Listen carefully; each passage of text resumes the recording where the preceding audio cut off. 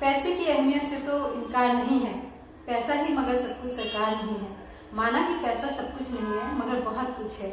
इसलिए हर इंसान को आर्थिक रूप से अपने पैरों पर जरूर खड़ा होना चाहिए। जहाँ तक बात महिलाओं की है तो every woman should be financially independent. ये हम नहीं कह रहे हैं, बड़ी बड़ी हस्तियों की जुबानी ये बात कही जा चुकी है।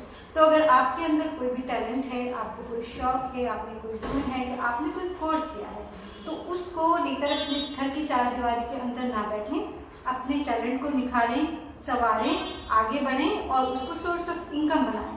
क्योंकि आपकी अपनी कमाई पे सिर्फ पूरा आपका ही अधिकार होगा, आप उसे अपने तरीके से खर्च कर पाएंगे।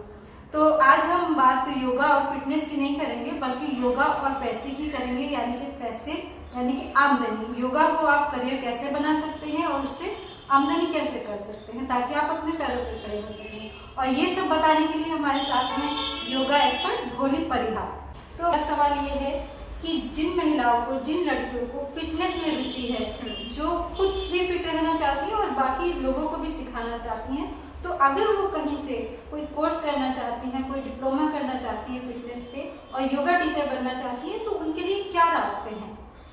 मैं ये बताना चाहूँगी कि योगा का अगर शुरुआती दौर देखा जाए तो हो सकता है थोड़ा सा मुश्किलों भरा हो, बट मैं बोलूँगी जो शुरुआत है वो आप सर्टिफिकेशन से करें। क्योंकि योगा में क्या है, योगा में आप ऐसा नहीं है कि आपने 1 या 2 महीने का कोर्स किया और आप किसी को सिखाने लगे, है ना। इसमें क्या है, आपको खुद भी प्रैक्टिस करनी होती है, उसके बाद ही आप किसी को सिखा सकते हैं। तो सबसे पहले इम्पॉर्टेंट है कि आप कोई भी डिग्री ले रहे हैं, कोई भी डिप्लोमा ले रहे हैं या मास्टर्स कर रहे हैं, तो पहले आप उसको अच्छे से कीजिए। इसके लिए दिल्ली में बहुत सारे इंस्टीट्यूट हैं।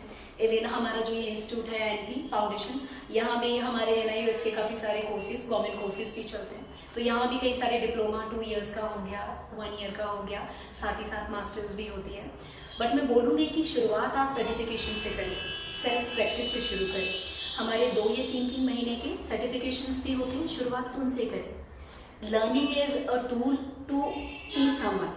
जब तक आपको खुद नहीं आएगा आप किसी को सिखा नहीं पाएंगे, है ना। तो सबसे पहले ज़रूरी है कि आप खुद सीखें तब दूसरों को सिखाएं। तो योग के क्षेत्र में बहुत ही विस्तृत क्षेत्र है, महिलाओं के लिए तो स्पेशली।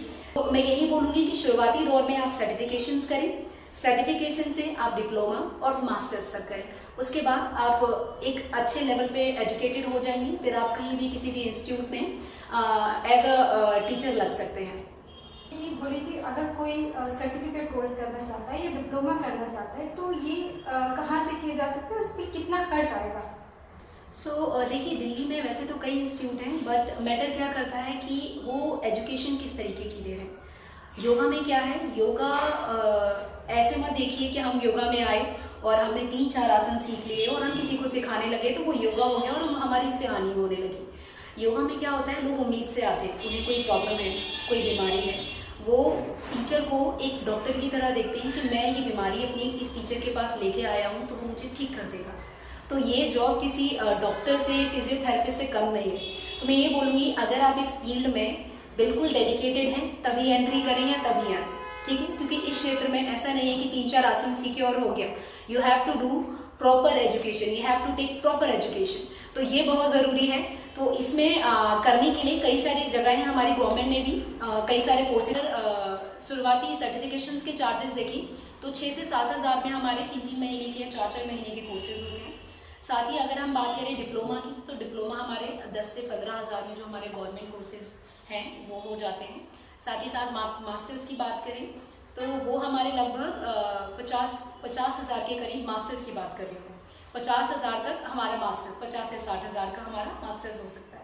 पर एक चीज़ मैं ज़रूर बोलना चाहूँगी उषा जी कि अगर आप योगा के क्षेत्र में आए हैं या आपने इसमें कुछ करना चाहते हैं तो मैं बोलूँगी डिस्टेंस से कोई चीज़ ना करें, है ना। क्योंकि इसमें ना सेल्फ प्रैक्टिस बहुत ज़्यादा ज़रूरी है।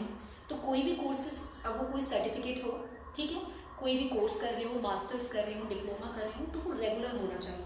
तो आप रेगुलर की जितनी वैल्यू है, जितना आप रेगुलर में सीखेंगे उतना आप 10 दिन की वर्कशॉप में या साल में आप 2 या 3 बार आके उस सेंटर पे अपना फेस दिखा के चलेंगे तो उसमें नहीं सीख पाएंगे, है ना। क्योंकि ये इसमें पढ़ने का भी बहुत काम है, साथ ही साथ प्रैक्टिस का भी काम, दोनों चीज़ें हैं। तो मैं यही बोलूँगी कि पढ़ाई के लिए आप कोई भी रेगुलर इंस्टीट्यूट देखें जो रेगुलर कराता। ठीक है। इसमें नाम और दाम कितना है, स्कोप कितना है? क्योंकि फिटनेस एक्सपर्ट की ज़रूरत तो बॉलीवुड और टॉलीवुड और हमारे टीवी इंडस्ट्री को भी पड़ती है, तो अर्न किया जा सकता है अगर पूरे डेडिकेशन के साथ इसमें स्टार्ट किया है और कोई एक्सपर्ट बन गया है तो वो मंथली कितना अर्न कर सकती हैं? देखिए, इसका जवाब मैं सीधे सीधे बिल्कुल नहीं दूंगी।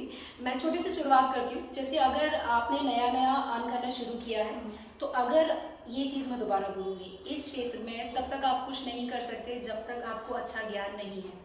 यदि आपको बहुत अच्छा ज्ञान है, आपकी स्किल्स बहुत अच्छी है, मैं दोबारा बोल रही हूँ कि इसमें जो नॉलेज है डॉक्टर और फिजियोथेरेपिस्ट की जितनी नॉलेज होती है, क्योंकि इसमें क्या है, रूह की हड्डियाँ अपना पूरा शरीर आपको समर्पित कर देते हैं कि ये हमारा बॉडी है, आप इसको ठीक कीजिए, है ना। तो आपको उनको ठीक करना है, बिगाड़ना नहीं। तो इसमें एजुकेशन बहुत ज़रूरी है, तो आपको सब चीज़ें पता होनी चाहिए।